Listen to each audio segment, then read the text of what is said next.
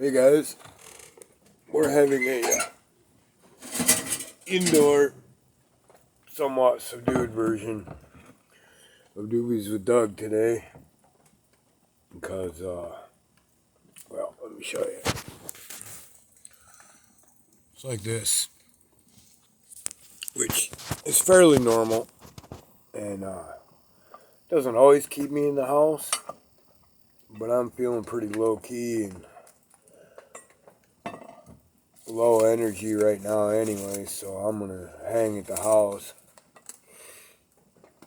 roll me up a doobie, talk some shit.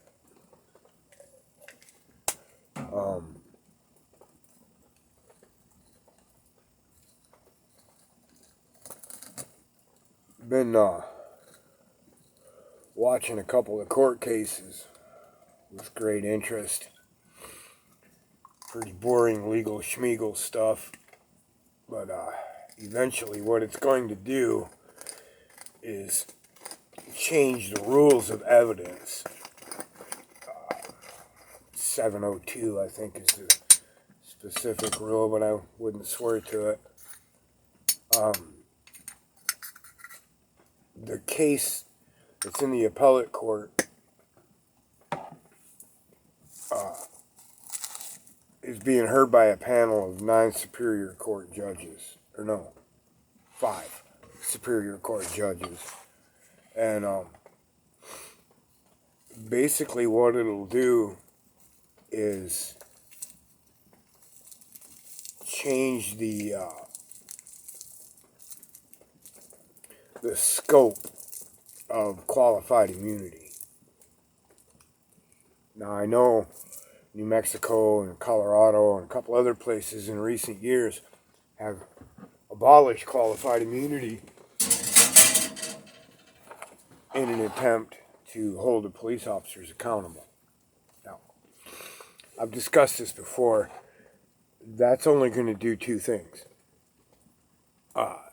Make insurance companies money, because every cop is going to have to carry liability insurance, just like a municipality or a city carries liability insurance, and that is going to be passed on to you, the taxpayer. It's just another way of making you pay for their mistakes, abolishing qualified immunity. What needs to happen is the scope of qualified immunity, how it's applied in the court. There's 2 main elements of it that are being redefined, and one of them is the reasonable officer standard, and the other one is time, place, and manner. And in specific, this is coming in front of the courts in the bailiwick of public recording and First Amendment activities. Okay? So, as these rules change, as these decisions percolate their way through the courts, qualified immunity is becoming less and less of a scapegoat, not a scapegoat, a loophole for officers to get out of being punished for bad behavior.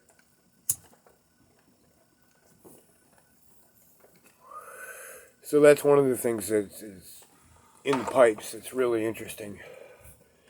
And it'd be interesting to watch how it plays out. It's going to come into play soon, within the next year or so, in qualified immunity related cases. Now, for those of you that don't know what qualified immunity is, basically qualified immunity applies when a public servant was acting in good faith and made a mistake out of misconstruction or ignorance of a specific statute, but that's what it's meant for, is to avoid frivolous, stupid lawsuits from everybody that gets arrested.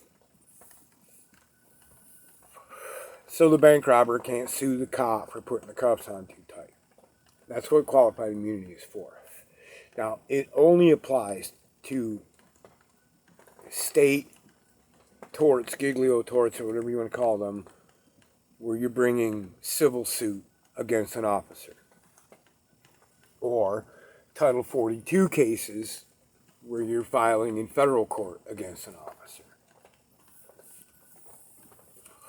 That's the only two places where qualified immunity applies. Okay?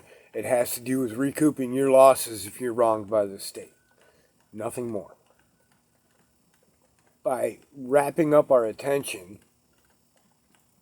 in qualified immunity on whether or not it's good, bad, indifferent, without understanding qualified immunity, we've allowed them to steer the narrative of police accountability into things like qualified immunity, and once again, more training, more funding, more training, more funding, more training.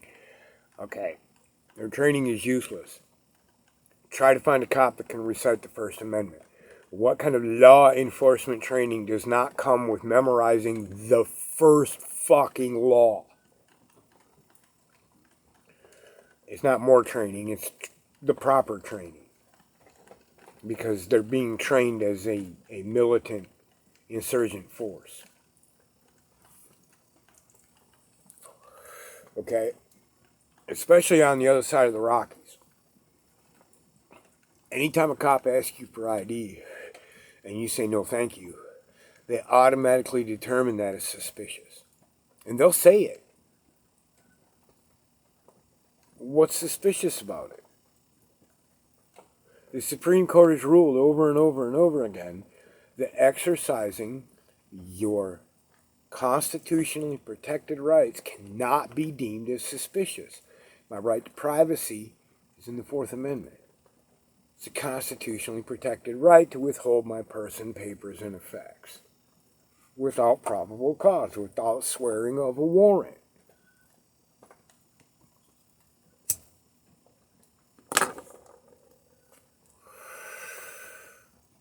So the problem isn't qualified immunity at all. And abolishing qualified immunity just shifts the insurance company from insurance companies that are making billions and trillions from cities and states to insurance companies that are making billions and trillions directly from officers who are going to pass that cost on again to the taxpayers. And it's not going to do anything to address the issue. The issue lies in Title 18. Now, what prevents us from enacting Title 18? Two things. One, a lack of an honest, separate, independent investigative agency. And the second is the police unions. Okay? Title 18, in case you don't know, is the federal criminal code. Every cop on the beat, I don't care how nice they are, how few tickets they write, how many times they let people slide, every cop on the beat has violated Title 18 of the United States Code, deprivation of rights under the color of law. Every last one of them. Okay? And they're not held accountable for it. Ever. Ever. 0.001% of the time. So I'm here to tell you, before the cameras came along, the Derek Chauvins and the Kim Potters were the norm for cops. I've been dealing with cops since the fucking late 70s. And a lot of the people I grew up around, they've been dealing with the cops since way before that. And before these cameras came around, they crack your fucking head and take you to jail for lipping off. And it's your word against theirs. I've had a cop slam on the brakes, jump out of his car, beat me in the motherfucking head with a flashlight, knock me unconscious, handcuff me. I woke up in jail with assault charges. He charged me with assaulting an officer. And there were 30 witnesses. he was counting on the fact I wasn't going to fight it. I beat the case. But it cost me a lot of money and a lot of time and a lot of heartache and a cracked fucking skull.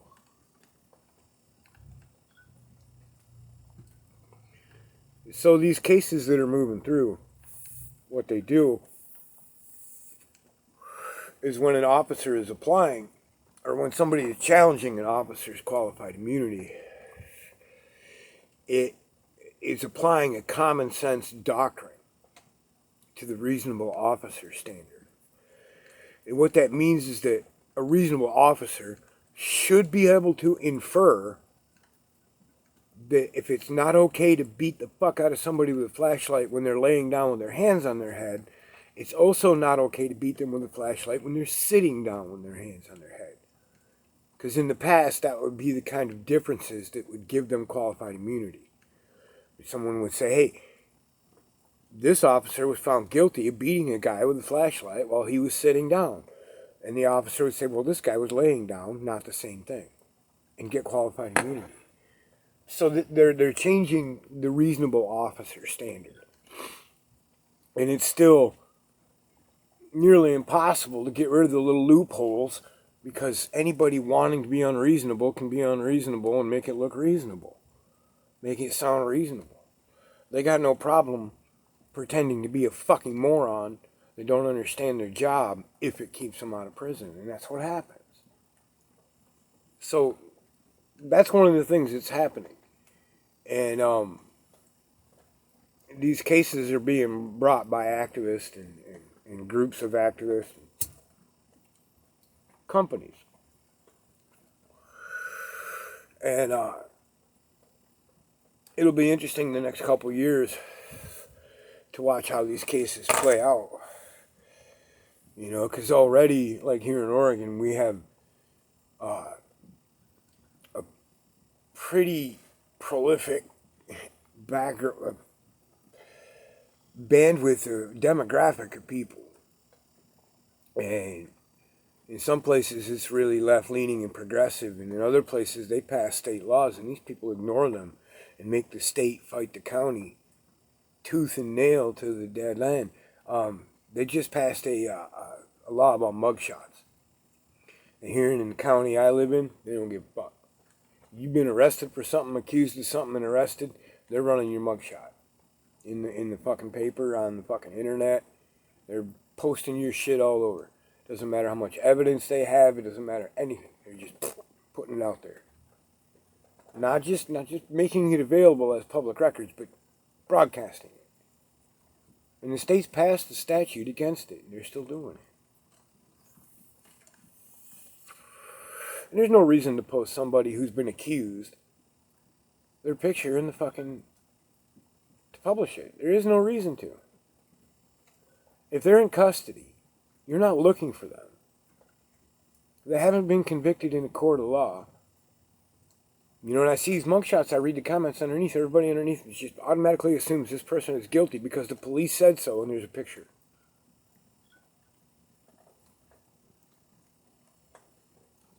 Guy could have been out walking his dog, been in the wrong place in the wrong time. Happens constantly.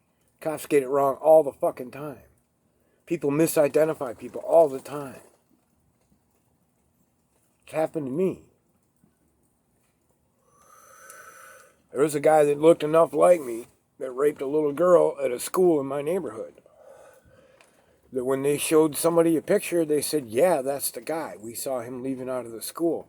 And I got all kinds of fucking warrants out for me, all kinds of shit. I don't know nothing about it. I'm in Mexico.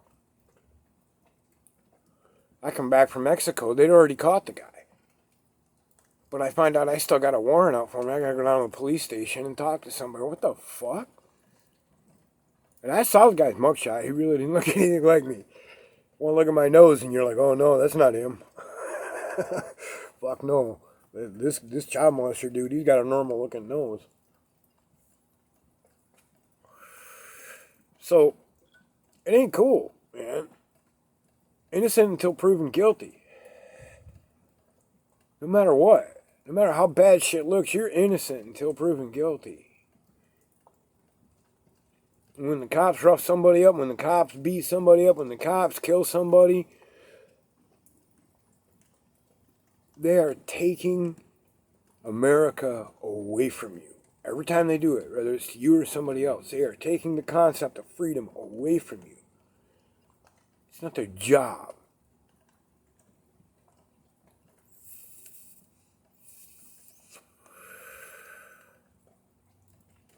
So watching the social change put pressure on the system is really kind of fun. You know, because these cops are used to brutalizing people and bullying people and running over people. And when they can't do that, they're used to their bullshit, non-logic, made-up stories working. And more people are reading the law. They're reading the Constitution and they're reading the law. And they're like, no, fuck you. You're lying. Cop, you're lying. You walk up to me and lie and then ask me why I won't respect you. You know, I had a conversation here about a year ago. Some guy running from the cops crashed his car at the end of our little dead end here. Bailed, and there was like 40 fucking cops here in a helicopter and all kinds of shit. Well, state trooper out here stopped me. He said, "You live in the neighborhood?" I said, "I don't answer questions, but I know the neighborhood." He said, "Well, this guy's armed and dangerous and was just involved in a robbery and was chased away from it. So if you could give us any hints on where to look for a guy hiding down there, that'd be cool." And I told him there's only 3 ways up from this beach, so if you cover them, you got him. And he got on the radio and told them where them spots were, and they got him. And the cop didn't ask me for ID. He didn't ask me to fill out no paperwork. He said, "Hey, thanks, man." And about 4 months later, I'm walking up the road. It's like 3:30 in the morning, and this county boy stops. And he starts asking me for ID. "I'm not giving you ID, man. You don't have RAS." And he's all, "Well, you're out walking late at night." And I'm like, "I understand how time, place, and manner works. The street is open 24 hours a day. I am free to use it 24 hours a day. There's my time. Place, I'm walking down the edge of the fucking road where I'm supposed to walk. Manner, I'm just walking. I'm not looking in vehicles. I'm not scoping out people's houses. I'm not loitering anywhere. I'm just walking. You don't have RAS. Well, this dude calls for backup, and that fucking trooper shows up. And that trooper shows up and looks at me and says, "What's going on here?" I said, "This dude's trying to tell me I have to give ID or he's going to take me down to the police station and fingerprint me." And I'm telling him he's full of fucking shit. And then if he fucking puts cuffs on me and takes me downtown, fingerprints me, he's going to get my ID, and then at the very moment he's going to understand just how thoroughly he fucked up.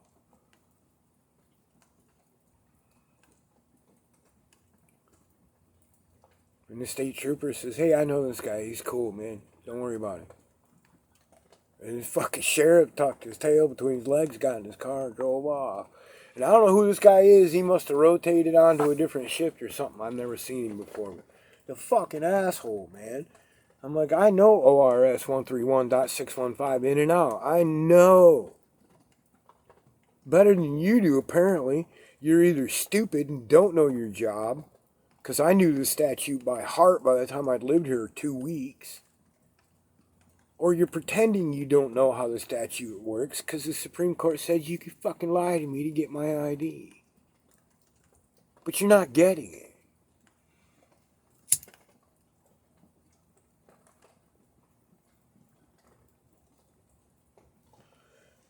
And, you know, if I'd have filmed that whole thing, I didn't have my phone on me, or I would have. I was out for a midnight panic walk, so I didn't grab my phone. But if I'd had my phone on me, he detained me. I had grounds for Title 42, Section 1983, Chapter 242, deprivation of rights under the color of law. We were in the street and he had a gun, so 241 as well. Blah, blah, blah, blah. Could sued the fuck out of him. Would have cost me 20 grand. I might have won 6, 7 grand. But I should have had it available to me to press criminal charges against him for an unlawful detention under Title 18 deprivation of rights. That's what should be available to me if I wanted to pursue that, if I thought he was being unreasonable. And that's not happening. It's not. If I spent $1 million on a lawyer, his union would spend $5 million.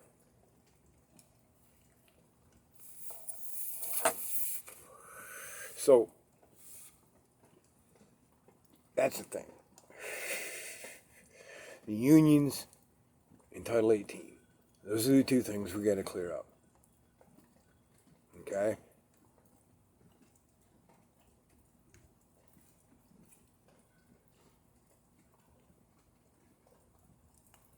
To do that, one of the first things we're going to have to do is burst their bubble. Where does the majority of law enforcement's budget come from? I know it comes from the taxpayers, but through what channel? What's their main thing that they use to produce revenue among law enforcement? The drug war.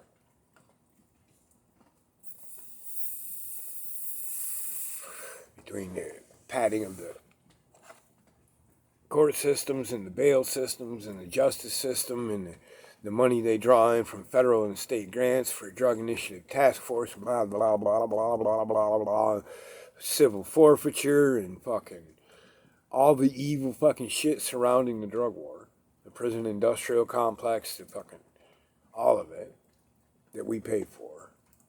It does nothing but harm society further. And that's where the majority of their budget came from. All these Bearcats and shit, man, they're not to fucking fight terrorists. They're to raid your weed crop. That's what they use them for. Once in a while, they get to a bank robbery in time to use one, but hardly ever. The bank robbers are usually fucking long gone. They don't want to stop and shoot over the cops. They're trying to get rich, not shot.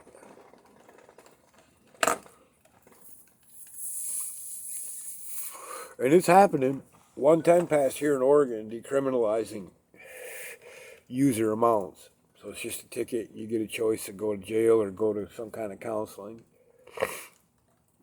But they're putting money into rehab and bringing the rehabs into the 20th century because they're still in the fucking 19th. For fuck's sake.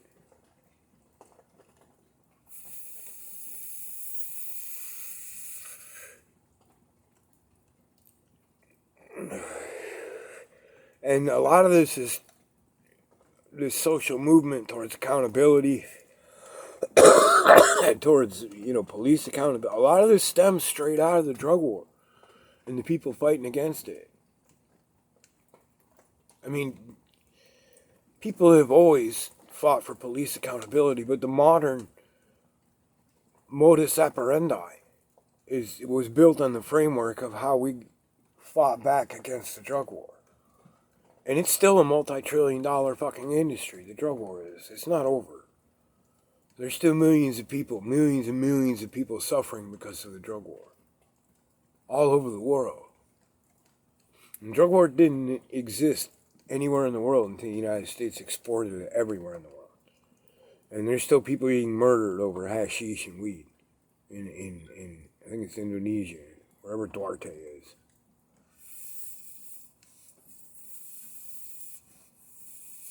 So, here on our ground, put the dogs on the leash. Step number one is going to be to pull their fucking budget and end the drug war. Take it out of their hands. They're not helping. Okay? Drugs have been illegal since forever. Since well before my time. Right? 1936 was the first Cannabis Act. And use has increased every year. Heroin use has increased every year. Opiate use has increased every year. Methamphetamine, it increases and increases and increases. So treating it as a criminal issue is just stupid. It's fucking dumb.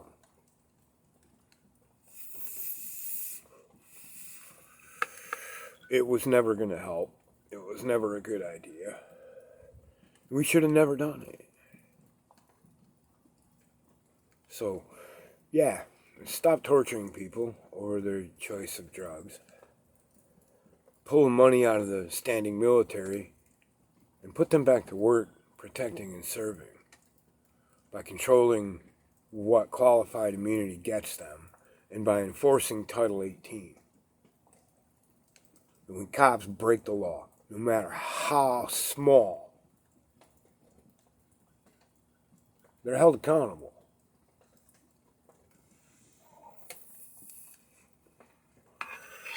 So this has been the latest episode of Doobies with Doug. Peace, y'all.